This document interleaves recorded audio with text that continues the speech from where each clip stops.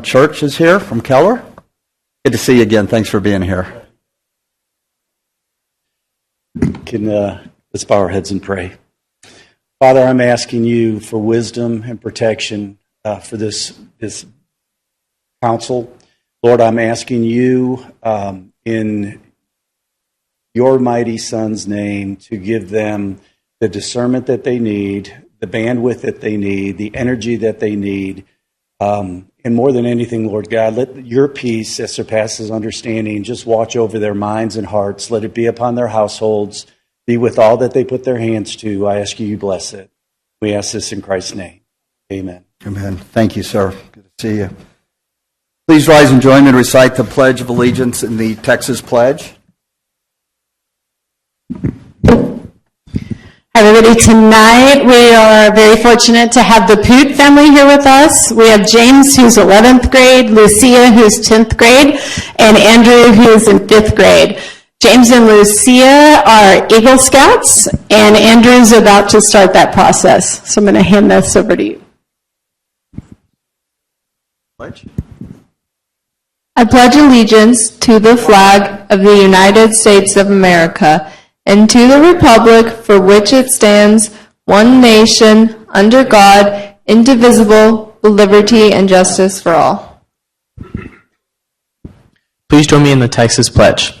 Honor the Texas flag. I pledge allegiance to thee, Texas, one state, under God, one indivisible, with liberty and justice for all. Oh.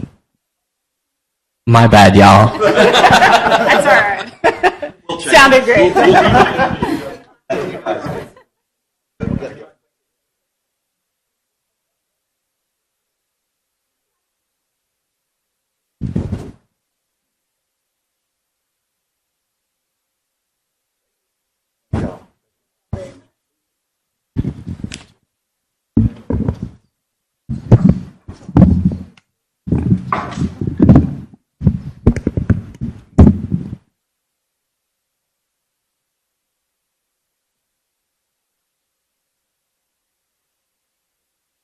Thank you all again. Agenda item C, citizen parent comments. Are there any comments tonight? I do not think so. So the next on the agenda is items of community interest. Mr. Sasser.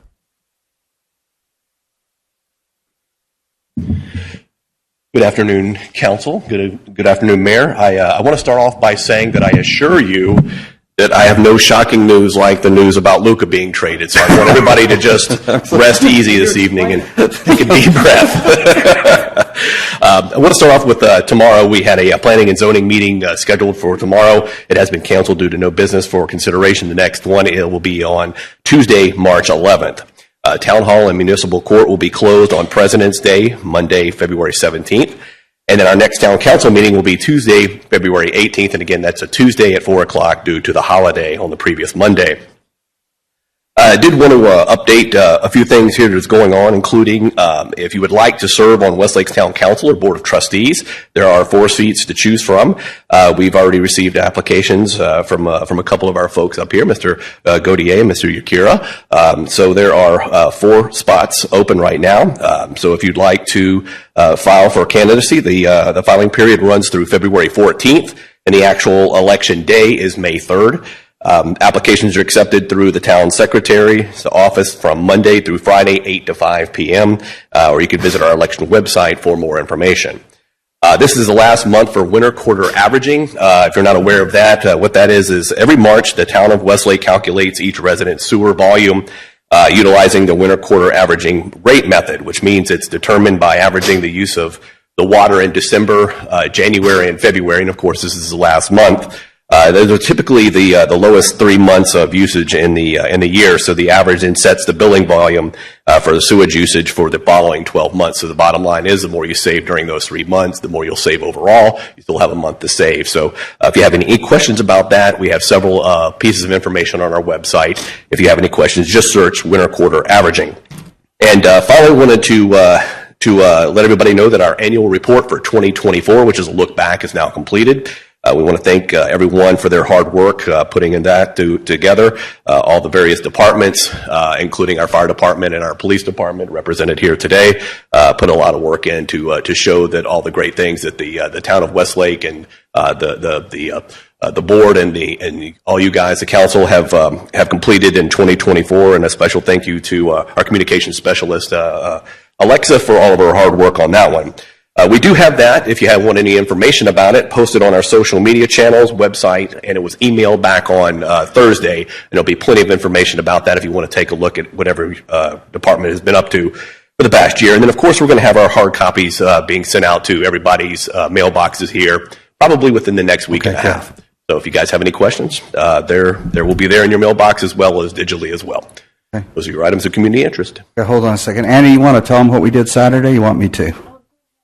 So we got invited to the Korean Association of Fort Worth, Tarrant County on Saturday, and Ann and I got to attend. One of our longtime residents, Dr. Jenny Yoon, got nominated as the president of that, and that association has been around since 1978, representing over 80,000 Korean Americans in North Texas. It was a fabulous event.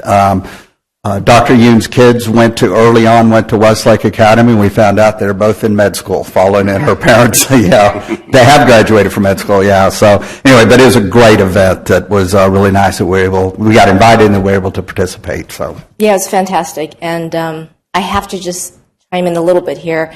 I'm Chinese American, and going to this event with Korean and Vietnamese Americans really resonated with me because I feel like those two communities here in Texas have such a deep love for this country because of what our country did for their homelands in generations past. And there were several ex-fighter pilots who were Vietnamese Vietnam vets fighting for America at that event yesterday. Yeah, the mayor of Haltom City, who was there. He was one of them too. Yeah. Amazing. He carried a grenade in case he ever got caught during the war with his name on it. All right, that's it. One comment. Yes, sir. I've said this to you directly, but I want to put on the record what a great job you did with that annual report. No doubt. It was not only uplifting, but it is amazing how much we accomplished this. It was right there for everyone to see, and I look forward to getting those kinds of responses from our residents when they get them. Great job for you, Alexa. Absolutely. Well, it starts with all of you guys and those folks right here. So, well said. Thank you, Michael. John, thank you. Next on the agenda presentations, a video presentation from Westlake Academy. Michelle? Miss Briggs, I'm sorry. Thank you, Mr. Griggs. Very formal.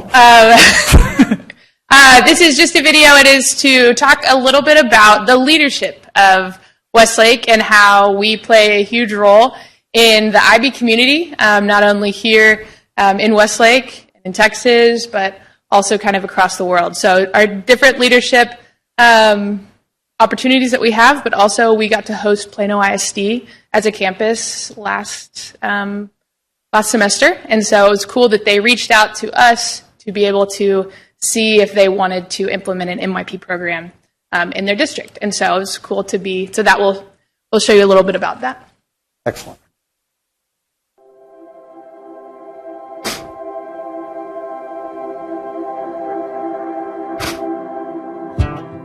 Hi, my name is Allison Schneider. I am the PYP coordinator here at Westlake Academy. Hi, my name is Sarah Stack, and I've been at Westlake Academy since 2007.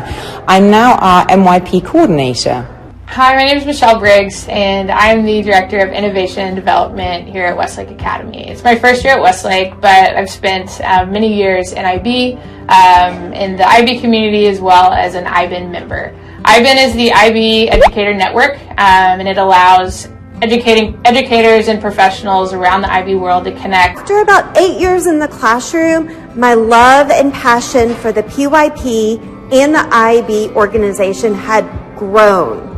And around 2009, I started to seek out other opportunities to be involved in the IB. As a leading IB continuum school in Texas, we like to be part of the IB community and participate in many ways. When opportunities come our way, we'll look to see how we can collaborate with other schools in the area. Last semester, the Director of Advanced Academics at Plano ISD reached out to our school. We had 20 teachers come from one of their middle schools, and at the moment they are looking at bringing IB into their school.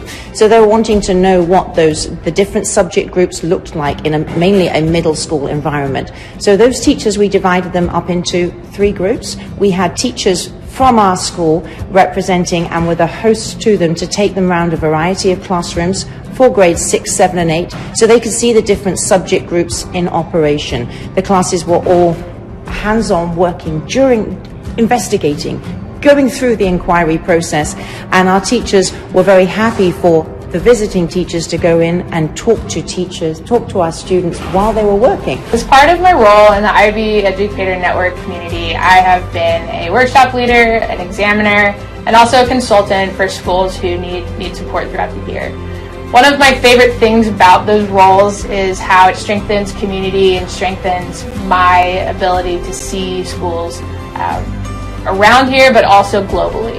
Without my experience as an IBIN member, I wouldn't have such a passion for my role that I do now. I've had to have a greater understanding of all program standards and practices, IB requirements, documentation, curriculum updates, and so my knowledge and my insight always gives Westlake Academy the advantage. Our students were excellent at being able to have conversations with them and explain what the learning was going on in their classroom. And in some cases, there were summative projects that were being presented. So the teachers that were in the room that weren't scientists were actually learning about the science going on in grade 8. It was wonderful to watch. We gathered some of our teachers who were available during their conference period to host a Q&A session. So those teachers, some of those questions they had about what was going on in the classroom, how we got our students to be at that level in a certain classroom, they could answer those questions for them and give them some of the nitty-gritty of what it's like to teach in an IB environment. Amongst our staff, we have representatives who are IB examiners, workshop leaders, and site visitors. We love how our contributions to the global IB community promote Westlake Academy, and it helps us always rise to the challenge of being the best IB school.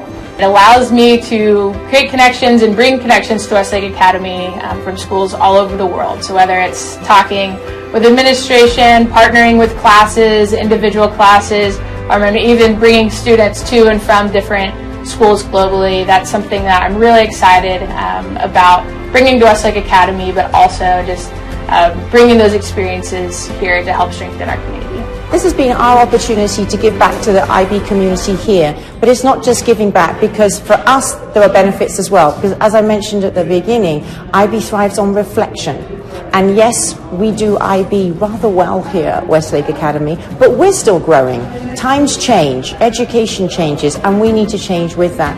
The opportunity for us to partner with our neighborhood schools is a great opportunity for our teachers to reflect on their practice and grow with other teachers in the area so that more people get the opportunity to understand an IB education.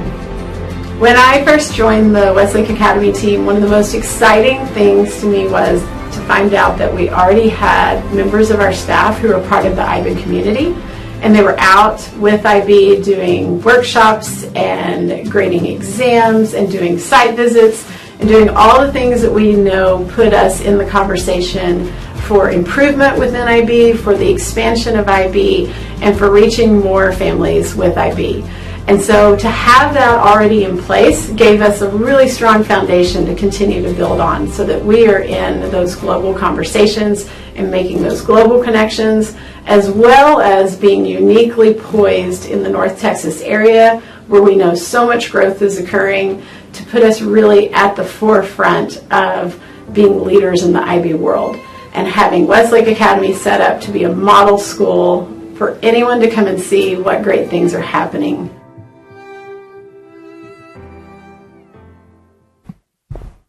That's it. As always, really well done. The last part of the agenda today, I have a part, and I'm going to kind of update what we've been doing. Kelly, Michelle, Wade, and I, with our elected officials, talking about, the school finance and kind of where we are, but, you know, I think every day goes on, I appreciate what y'all do in our school more and more. I'm really keeping up with this now. I mean, I know we had 5 IB schools. Houston has a whole problem of their own, but they just shut down 5 IB schools there. One of the reasons was they couldn't get the teachers. But again, I think I can continue to do a better job promoting our school, and just what a great job you guys do. So thank you for that. Really well done. Moving on, consent agenda. Does anybody want to talk about anything on the consent agenda? Can I get a motion to approve the consent agenda? So moved. Second? Second. All in favor? Aye. Any opposed? Motion carries. Number G1. This was tabled on January 21st, 2025. I need to get a motion to untable to be considered. So moved. Can I get a second? Second. All in favor? Aye. Any opposed?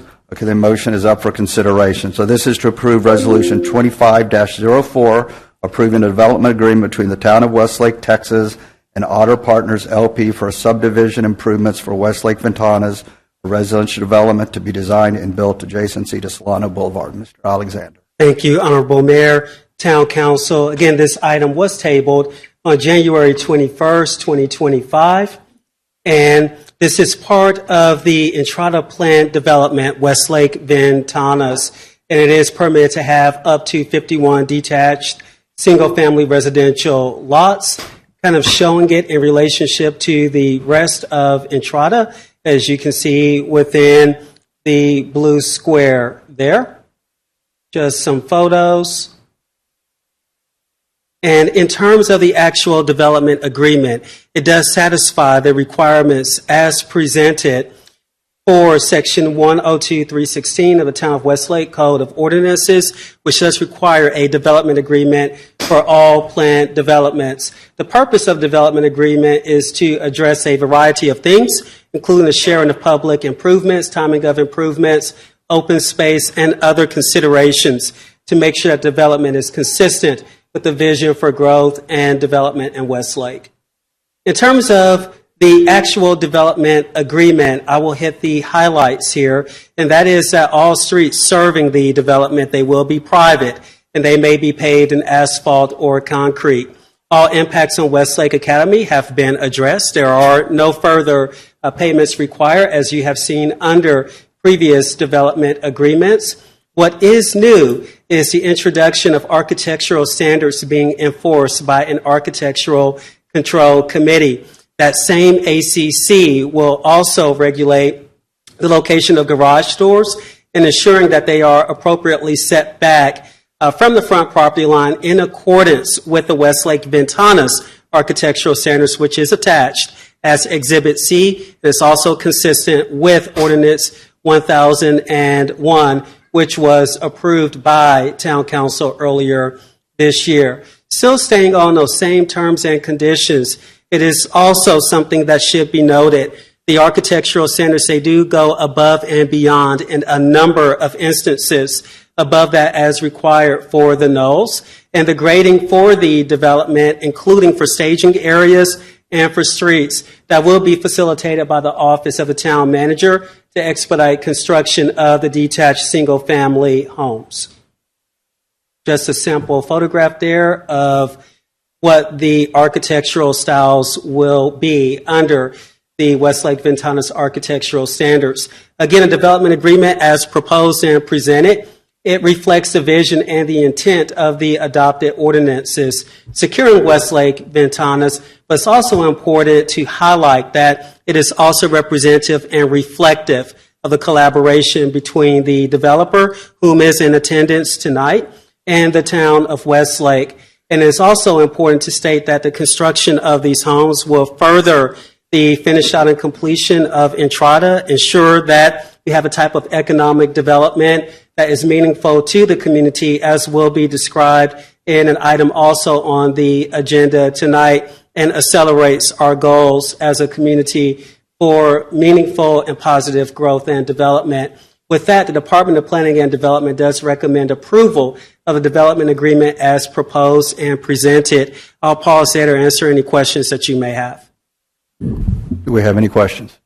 Mayor, I'd also like to add a thank you to Frank Manola, who's here with us tonight. Bonilla. Oh, you already leave? Yeah. Oh, there he is. I didn't see you in the back. Other side. Thank you, Frank.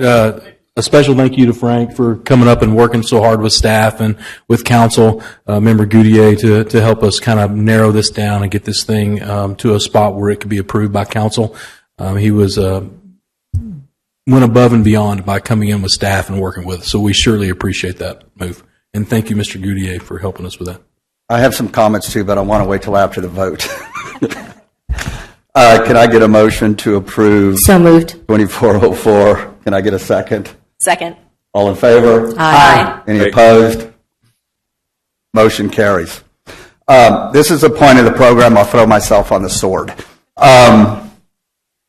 I really do appreciate everybody's patience on this, not only town staff, but I will take full responsibility kind of for what happened 2 weeks ago. And I think what happened is the degree of difficulty putting new architectural standards in existing development and getting all this to mesh, right? So this is our 14th council meeting together. I would give myself a 12-2 record. My first meeting, I failed. Mr. Mickens, Ray Mickens, who's putting in the B1 bank, that was presented, and I was not prepared. And that did not pass. But what we did is we got together, we talked through the things, and we passed it the next meeting, just like we did here.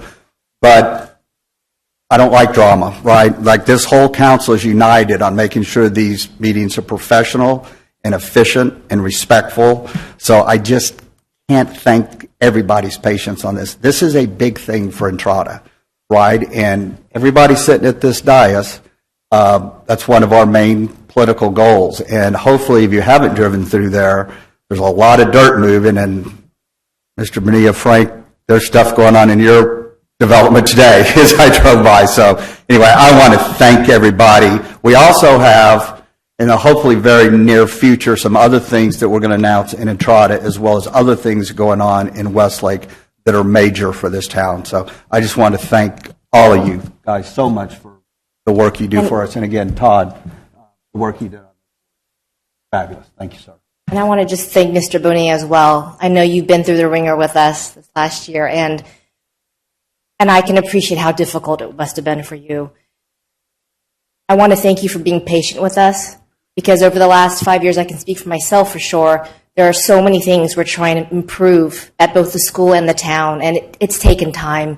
We've come a long way, but we still have a ways to go, so thank you for your patience. You're really helping to make our community better. And after that, my first fail, and if I only have a fail every 9 months, I can live with that, right? Well, but after the first one, we were in executive session, and I told our council members, I said, every meeting we have is an audition for builders and developers and realtors to show that we are easy to work with, that we are open for business. So I got an email and a text from a good friend back there that I appreciate, but we had over 300 people watch that last meeting, either live or the replay. Now, we passed Villaggio, kind of as easy as this one was, but there is a lot of care for our town, and there's a lot of demand for these houses. So, again, thanks, everybody.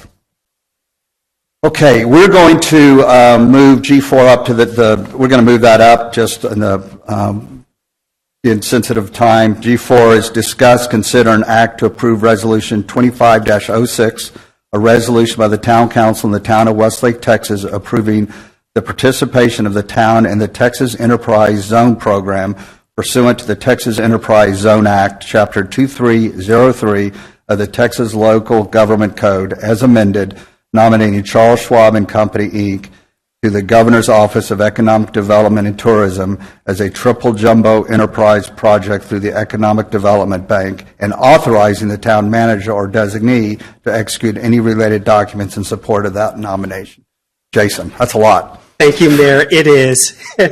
We'll try next time to cut down on the words there. But this is a very important resolution that is in front of Town Council this afternoon. It is essentially a resolution that is born of the enterprise zone. And the enterprise zone is one of the various economic development tools available to local communities as well as the state of Texas to go after the larger businesses that are well known across the world, such as a Charles Schwab.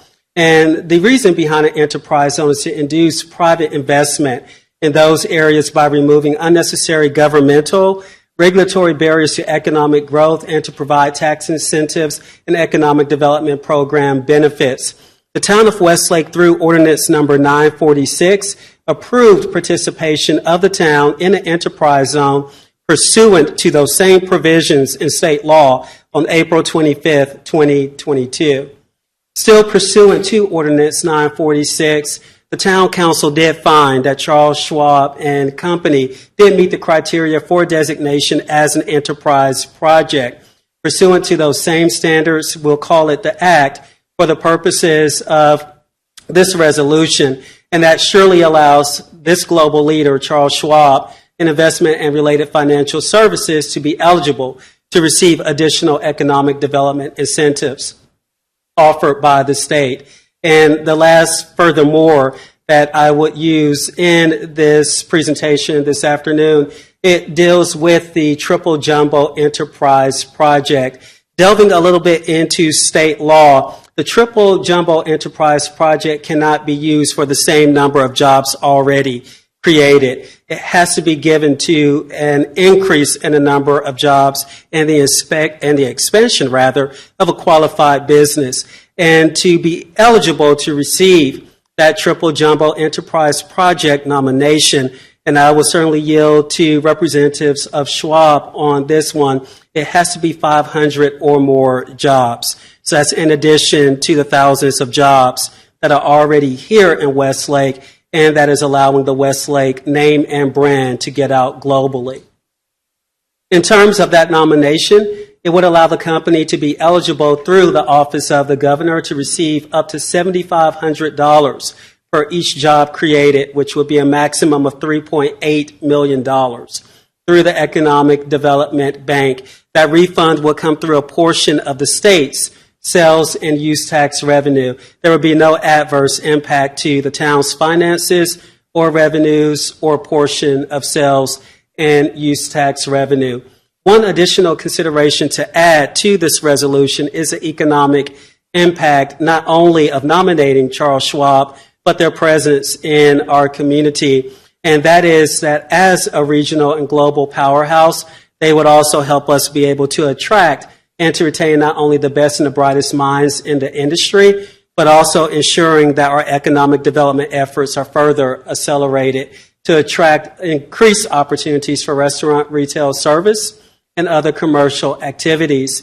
And I do want to pause here and say that the Department of Planning and Development recommends approval for the resolution as presented.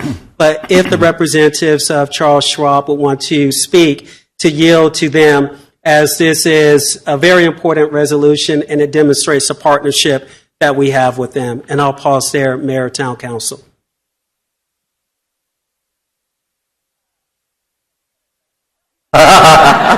Well done. Then I yield. Way to go, Jason. Any questions from council on this? Thank you. To Charles Schwab, we love your part of the family here in Westlake, and we're glad to do anything we can help you. Also, can I get a motion to approve Resolution 2506? So moved. Can I get a second? Second. All in favor? Aye. Any opposed? Passes. Thank you all very much. Thank you. Now we get to talk about fire trucks. Then on G2, discuss, consider act to approve purchase of a new fire truck not to exceed $1.3 million. Chief, how are you, sir? I'm doing well. Good afternoon, Mayor and Council. As you know, we came to you last summer to talk about some of the needs of the department, which included replacing a fire engine. We have two in our fleet, a 2015 and then also a 2003. Commonly, I also shared that the life cycle of a fire truck is commonly 20 years, 10 years in frontline service, 10 years in reserve.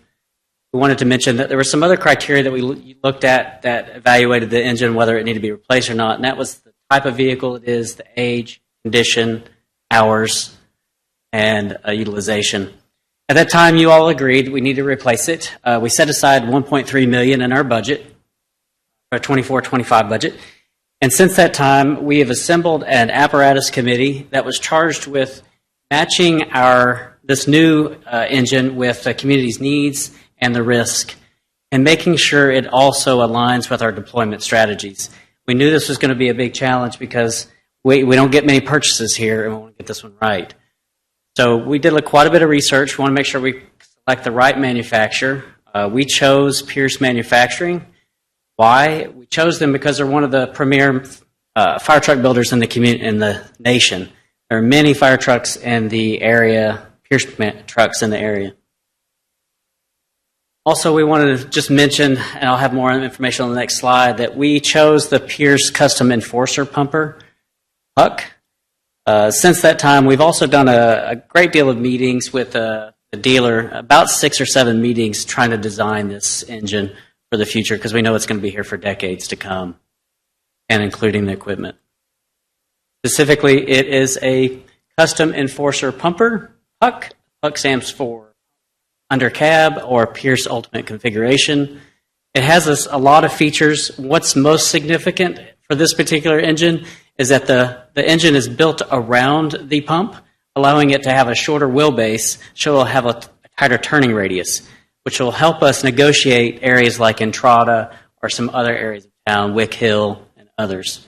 There's some other significant features that it has it as well, which includes independent front suspension, which makes it a safer driving vehicle for emergency response. But in addition to that, it has the light tower, the roll-up doors, 2,000-gallon GPM pump, and then also the pump and roll capability. Next picture is a illustration about what it's going to look like. We already have a black and red color scheme right now, but I wanted to give you an idea of what we're looking at purchasing. It's very similar to this engine you see in this picture.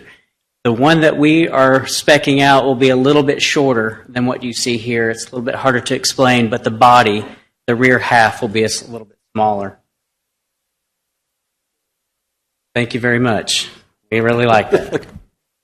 It'll come turnkey with equipment, which is going to be some of the equipment that's going to be included will be thermal imager for the officer, but also other firefighters on the engine. Ballistic equipment, multi-gas detectors, fire hoses, supply hoses, power tools, ground ladders, etc. I just want to point out that commonly these tools are replaced every 10 years, and that's when the new engine is purchased. So what we have right now is 10 years old. By the time we receive this one, they'll be 13 years old. This engine is going to take about 3 years to receive. Which brings me to my next slide. While working with Finance Director Casey Lamas, 2 potential options for purchasing a fire engine were considered.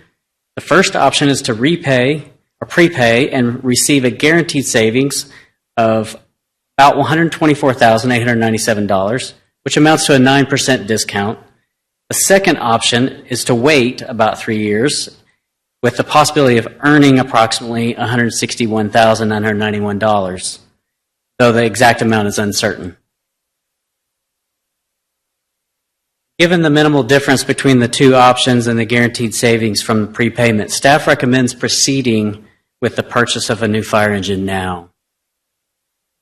Are there any questions I can answer? Questions by council? Couple. Michael? Yes. I think the difference probably is even narrower than what you're showing, because my expectation is 4% on balances interest is probably not going to be sustained, so it's probably narrower. You probably had to make some payments up front. So this is really looking at it as if you're going to make one payment now or one payment later as opposed to any others. I think it's the right decision, but it's even a better decision than being shown here. Yes, sir. Maybe I'm the only one in council who doesn't know what fire trucks are capable of doing, but 2,000 gallons per minute, 750-gallon water tank, how does that compare to what we've got now, and is that best of class? We have a 1,500-gallon pump right now and a 750-gallon tank. So the tank will remain the same, but the GPM will be much higher, which is more appropriate given we have a a large number of mid-rise buildings in this community and large housing. So we really need the higher GPM for those types of events. Thank you. You're welcome. I'm fully in support of this fire truck. Casey, do you think you could come down and just speak to us about the financial preparations on this? Because I think our town has been saving for a number of years now for... We've been talking about a fire truck for 40-plus years. Just want to give Casey a chance to speak to that. Well, actually, for this particular apparatus, we're able to cash fund with current property tax revenues. Whenever we paid off one of our debt obligations during fiscal year 24, what we did was we reallocated tax cents from the debt side to the maintenance and operations side, which help us absorb this and pay cash now. Yeah, and thank you for all your hard work in finance, All done. Casey. Yep. Thank y'all. Anything else? Any other questions? Can I get a motion to approve the purchase of a new fire engine in an amount not to exceed $1.3 million? So moved. Can I get a second? Second. All in favor? Aye. Any opposed? Congratulations. Thank you A new very fire much. truck. 3 years? Yes, sir. All right. Thank you. Great job. Okay, agenda item G3, discuss, consider, and act regarding WA Resolution 25-03, adopting the Westlake Academy academic calendar for school year 2025-2026. Dr. Ritchie. All right, so not as exciting about as a fire truck, but much cheaper. So, all right, so as an IB school, one of the things that we're always worried about is being reflective of our practices. And you guys know, I think we're in year 3 of the Late Start Wednesdays.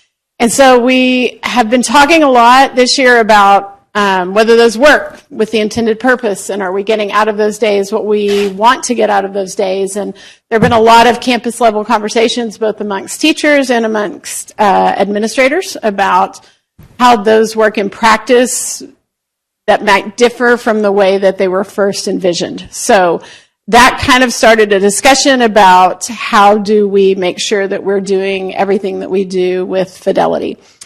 So to that end, we wanted to make sure that we were having a representative discussion about this, and we put together a calendar committee. Call went out to the whole school. We had the people that are listed here, the ones that replied and said, yes, I want to be involved in this work. So we set up some parameters for them. We educated them on state requirements regarding an academic calendar, which a lot of people don't know. The state is very involved in what those minutes and contact hours and everything have to look like. So educated them around that, and then basically turned the task over to them. They met several times during November and December. They developed a couple of different schedules. One maintained the Late Start Wednesday, and one went back to a more traditional Monday through Friday schedule. And then they also looked at some ways to kind of optimize the time that we had in both of the calendars. So you guys saw those drafts in the packet that you got. Calendar A, which was really where we thought we probably were going to go, which was the elimination of Late Start Wednesdays. That was draft 1, and then draft 2 was the preservation of the Late Start Wednesdays. When we asked the school and broader Westlake Academy community, what would you like? By a slight preference, people wanted to keep Late Start Wednesdays, and it was slight. So there's comfort in doing what you have been doing, and so I think in the end that kind of won out.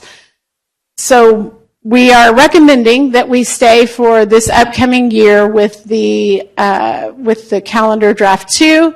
It does preserve the Late Start Wednesdays. We did build in a PYP conference day, which is pretty standard in a K-5 environment to have a conference day built into the calendar. So that was not happening. So we went ahead and put that in for October, the middle of October. And then it also allows for increased grading time for our secondary teachers before the winter break. They're really crunched for getting those grades finalized, so that gives them a couple of partial days to do that. And then we built in a few remote staff work days, because what happens with the Late Start Wednesdays is we're not able to do as many breaks through the year as some other districts can do, because that time then gets allocated throughout the year in a very different way. So it is the trade-off. So our recommendation is that we approve the draft 2, preserving the late start Wednesdays. And just so you guys know, these are going to be ongoing conversations. We feel like there's an opportunity to kind of better educate parents about why we can't build in some of the breaks that other districts might see in their calendars, and explain to them really how those state requirements work. Yes, Anna. This is a great presentation, Kelly. Can you just clarify or elaborate for me on what the value of the late start Wednesdays have been for the last 3 years? Where have they fallen short, perhaps, on what had been anticipated? What has been the most valuable thing about them, and how you guys conduct those moving forward? Yeah, that's a great question, and that's exactly what we've been looking into this year. So positives and what it was intended to do is it was supposed to create cross-campus collaboration time, which is an IB requirement that you have collaboration time built into your calendar. So the beautiful thing is it is an investment in something that a lot of IB schools don't invest in, which is that really dedicated time to come together.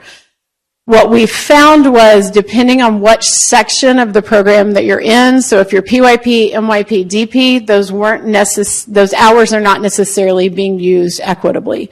So you might see one area being done really well at one of the sections, and then another section is using it in a different way that maybe is not quite as to fidelity. So one of the opportunities for us, knowing that we're going to go into next year maintaining the late start Wednesdays, is really standardizing those expectations across campus. Yeah, when you talk about using that time with fidelity, are you talking about the material that's covered and worked on as a team, or are people using that time for other? Yeah, so I think people are using it for school-related things. Sure. It's just whether or not they're using it to the absolute betterment of areas that we know we have growth areas in. So vertical alignment, we're not doing enough of that K through 12. When we look across the continuum and how the different programs link together, we're missing opportunities there. We're missing opportunities to really dig into data around student performance, and how do we then implement new strategies or new techniques, or really dig into how do we engage families in that work, and what does the communication around that look like. So right now I would say it's not that it's not happening, it's just a fragmented approach that we want to do better with. I hear you. So I was here 3 years ago when we voted that in, and the primary purpose for that really was to make that continuity stronger, right? There's always that historical canyon between MYP and DP. Exactly. And also that gap in between the first two programs as well. And it was really cross-curriculum. Math, foreign language, science, even writing skills. There's a huge leap between 10th grade and 11th grade. So I think that the need is still there. So I'm really glad that you guys are keeping it. I feel like there's a lot more opportunity to... There definitely is a lot more opportunity. And it is one of the things that I think when it was developed, when it was passed, I think that was the thought, is that everybody would be talking on a regular basis around those things. And that's just not happening right now. It can happen. It will happen. Well, it's a lot to get your arms around. So it's almost like somebody needs to plan kind of a step-by-step approach. That's exactly what we're going to do as an admin group, is make sure that, and with the teacher involvement, of course. So, Michelle, did you? I just wanted to add that one more thing that we did find was teachers really realizing that instruction time was being cut short. So specifically in the PYP, where they have to go to specials, and all of art, music, PE, they're finding that they don't have very long, like they're losing just long periods of instruction, which you don't lose in the MYP and DP because of built-in breaks and different things that we're able to take out on Wednesdays to not. And so those are, I just wanted for you guys, as we continue to discussion for the PYP, they just want their kids in their class. And so we're finding some other innovative ways to problem solve that, but that is another. Well, I'm glad you're problem solving that. I'm going to have to just say 2 more cents, just from my opinion only. I think a lot of our academic challenges at Westlake have been this lack of continuity as a continuum school from K through 12. Through the years, there have been so many families who've been struggling with that transition from one program to the next, or hearing about how older kids have had such a difficult time in Yes, 11th yes. grade, and actually leaving the school in the past sometimes because of that. So I think having that continuum be much more grounded, where people are actually very prepared moving to that next program and next program, we're going to really mitigate a lot of those perceptions. And I think the teachers will be happier as well from PYP to MYP to DP. And then the other piece is that I think when you look at our test scores year over year, we do have a little bit of irregularity year over year, and I think it's a reflection of that lack of continuity. So I'm really glad you guys are keeping this, okay?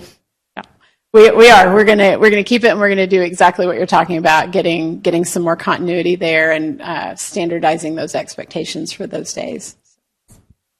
I might ask one question. Yes, Michael. Jason, could you go back to the slide that showed the two pie charts, or maybe you got it? Two pie charts. I think you explained why the staff felt the way they did. Right. On the right side, was this a survey, truly a survey done of the population as a whole, or was it a survey because it was a good cross-section that you had on the calendar? So what you're seeing here is representative of who responded, which we're always just at the mercy of when we send out those. So they went out through the communique for the broader general public, and then we did internal emails for the staff, and they had two different links. So we were able to track whether staff was replying or whether the community was replying. Survey responses did you get? Oh gosh, I don't have that in front of me. 330. How much? 330? Thank you. 330. Oh, that's a good response. It was a good response rate. That's great. Yeah. We had to, we pushed it a couple times. At first, we only got like 40, 50, and then we were able to send a couple different reminders to the. I just want to make sure it wasn't. Well, a couple. Yeah. At first, it was it was very low the first time we sent it out to both staff and to the community. Well, the teachers are busy. Yes. Well, Kelly, now that you've explained the situation, I really think that if you're able to create more of a streamlined and more prescriptive, experience in those late start Wednesdays, I would wager to bet that the staff survey would flip. And it very well, yes, it's hard to get your arms around that, and if the staff is feeling like it's not very cohesive and aligned in terms of moving forward and using that time, they may want to change it. So I agree. I think we'll see those numbers flip. We have a school that we kind of have partnered with on some different thought process, Carrollwood School in Florida, and they're a K through 12 IB school, and they actually do this exact same program. Fantastic. And they call it Power Hour, and they have it planned out from September to May. It's why very reinvent the wheel structured. if they can help you out? So we're gonna go back and kind of look at some of the things that they do and what might work. And, that would be great. Yeah. Because I think there'll be such a ribble effect if we can get that continuity. Exactly. Yeah. That's the goal for sure. Okay. One question I have is, I know that there are obviously some families who have a difficult time with Late Start Wednesdays, Yes. and I know that in the past we've offered a program for those students. Is that going to continue, and how is that handled? So we don't actually offer an official program. There's places where kids kind of gather, and that is one of the things that kept coming up as we were talking about whether or not we wanted to preserve this, is that we do have students, including staff children, who are not really attended well during that time. How many? I mean, approximately, do you know? Because that was a big discussion 3 years ago, for working parents and all. I mean, 20? Yeah. I want to say about 20 in the NYPDP, and then about maybe 20 to 30 in PYP. Yeah. They're in different places. Yeah. Are there other resources at the school that could help out, like the dogs or the... Well, the dogs have kind of fizzled out. We did a safety patrol with our students to kind of help in that area. Which I love that idea. So yeah, we're gonna do some more thought process around that, because ideally the kids would have a better situation, but without before school care, that is a lingering problem. And I do want to say, because I think it's worth mentioning, and Kelly won't, but Dr. Ritchie has really done a good job of getting that continuum alignment and just kind of course correcting and triaging what's the most important and what is kind of as we need to adjust. And so I think we're already seeing some of those PD days starting to come along, and it just is taking it's been only a semester, which the mayor and I talk about often. How has it not been Seems 10 longer. years? Yeah. But it is getting from the top down aligned with what we're doing, and giving that time to trickle down to principals, coordinators, staff, students. And so Dr. Ritchie's doing an amazing job getting that continuum. Would expect no less than like 2 years for this continuum to really set in. Yeah, it takes time. It's been good work, and we've got good people in place who are committed to that. So Yeah, thanks for all the information. Yeah, one whole semester. One whole semester. Feels like a decade. No. Any other questions? Kelly, thank you. very Can I get a motion to approve So moved. WA Resolution 2503? Can I get a second? You're on it, Anna. Can I get a second? All in favor? Aye. Any opposed? Motion carries. Thank you for that. Thank you Kelly, very much. thank you. Kelly, the next agenda item, G4. We're going to pause on that, and we'll revisit that. Okay, so we're going to table that. I know more than probably my colleagues up here. I'm fully supportive of that, but I do want to give you the time and attention this deserves. So, Wade, if we could do a work session next meeting, probably before council meeting, to go through these two issues and then have it on the agenda. Yep. Does that make Sounds sense? great. Okay. Okay. Thank you. All right, thank you. Okay, next agenda item is H1, and this is just a discussion I wanted to share just because of the rules of our jobs up here. It's hard to have conversations, but Kelly and Michelle and Wade as well, you guys please jump in here. We have spent a considerable amount of time meeting with our elected officials over school finance and understanding how things work. So our Representative Giovanni Caprileone, Senator Kelly Hancock, we spent an hour and a half or so with each of them and trying to understand what this session was going to get, and I'm watching it almost every day.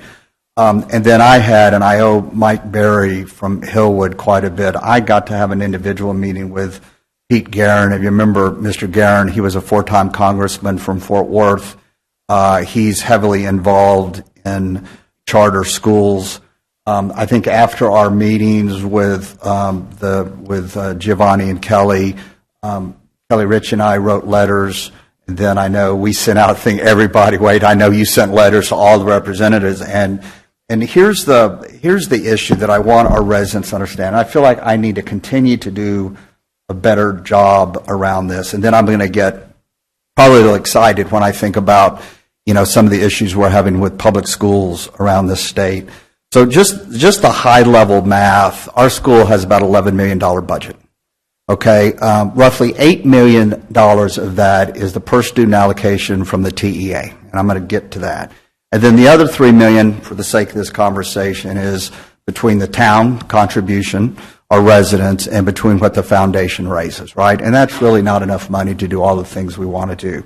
But what we found out, and I'm going to really thank Michelle Briggs, we really did a deep dive. We're getting around, for this conversation, let's say $8,700 a kid, $8,800 a kid. And when we really went and looked at that, we found out ISDs get a much higher number. ISDs get like $12,400. And then what was really disturbing is the average charter school. The average charter school gets $11,100. That's $2,000, $2,400. That's a couple $2 million to us.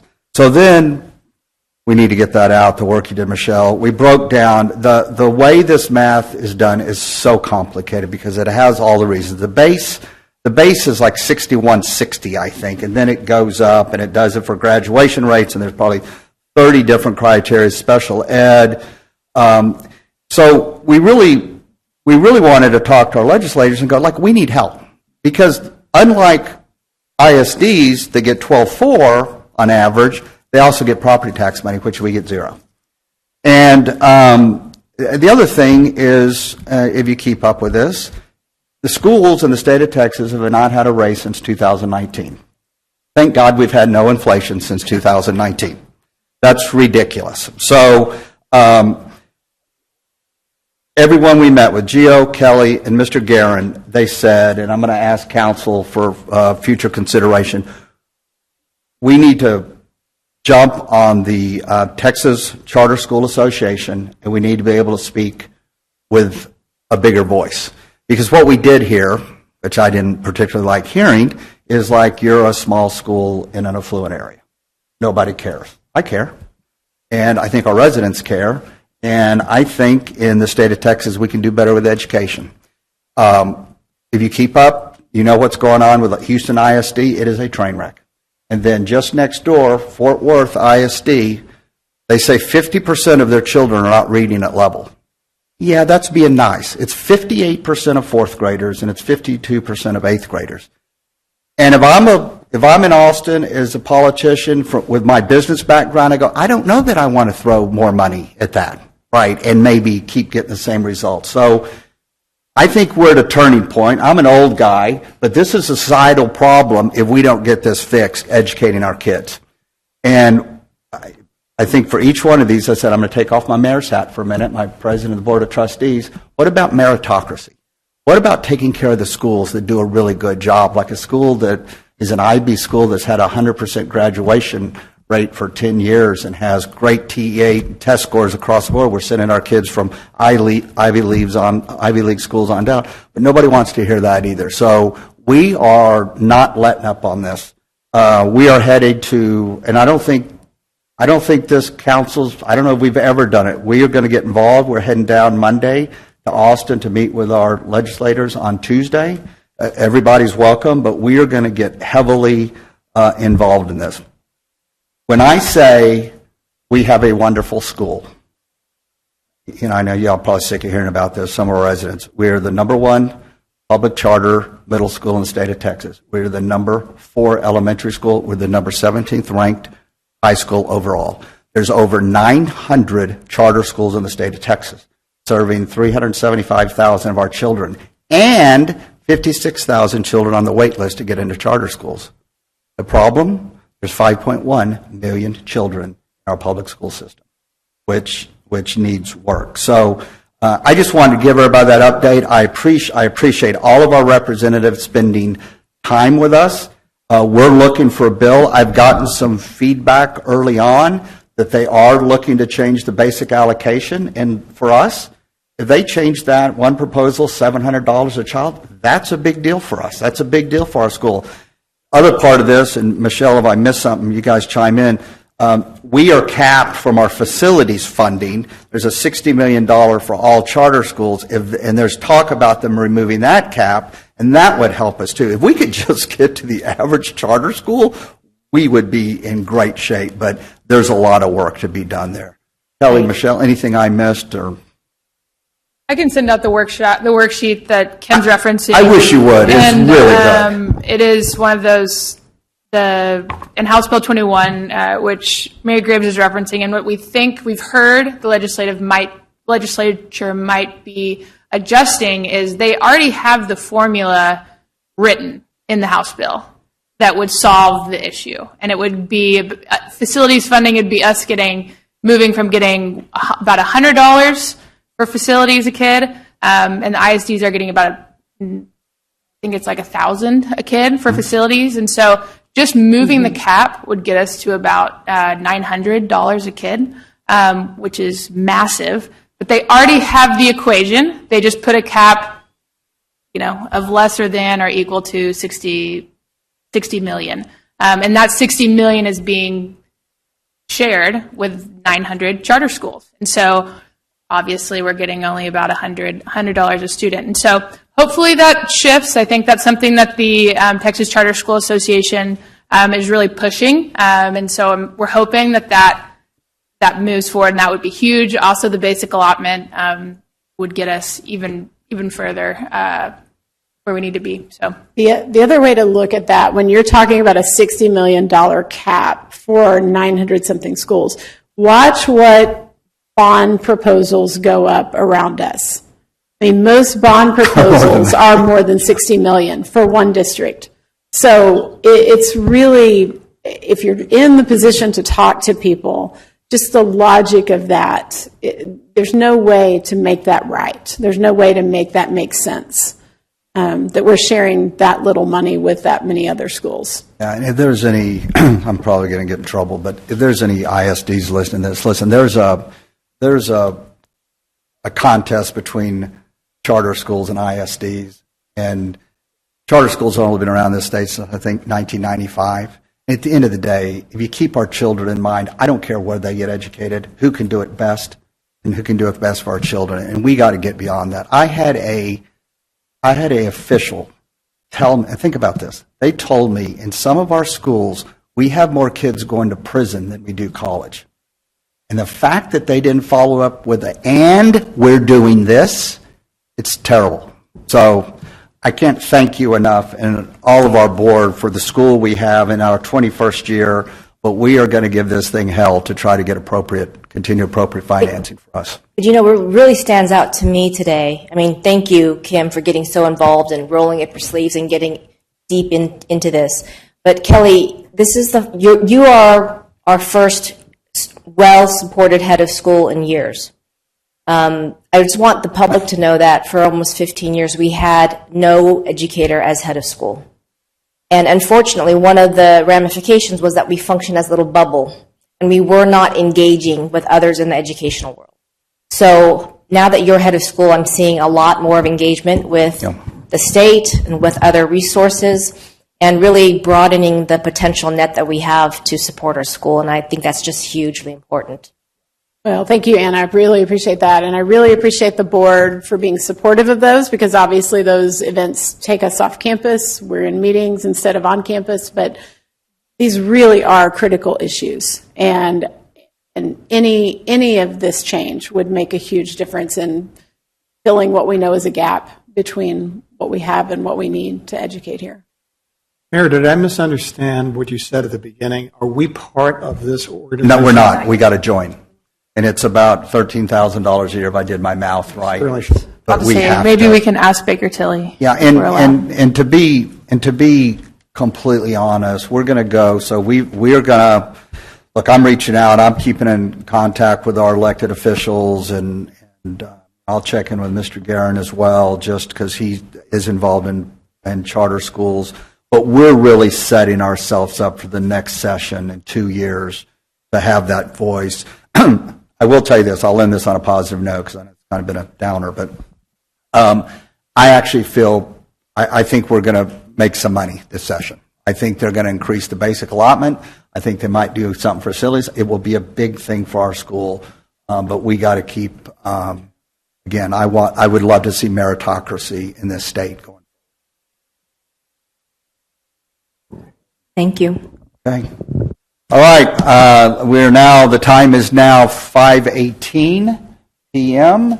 Pursuant to the provisions of Chapter 551 of the Texas Government Code, the Town Council Board of Trustees will now adjourn to executive session in accordance with the authority contained in Section 551-071, consultation with legal advice from the town attorney regarding pending litigation, Vertical Bridge versus Town of Westlake, excuse me, Section 551-087, deliberation regarding economic development negotiations to deliberate the offer or other financial incentive for a business project ED 25-01 and project ED 25-02, and Section 551-073, deliberation regarding prospective gifts related to Westlake Academy facilities. I now adjourn the meeting at 5:19.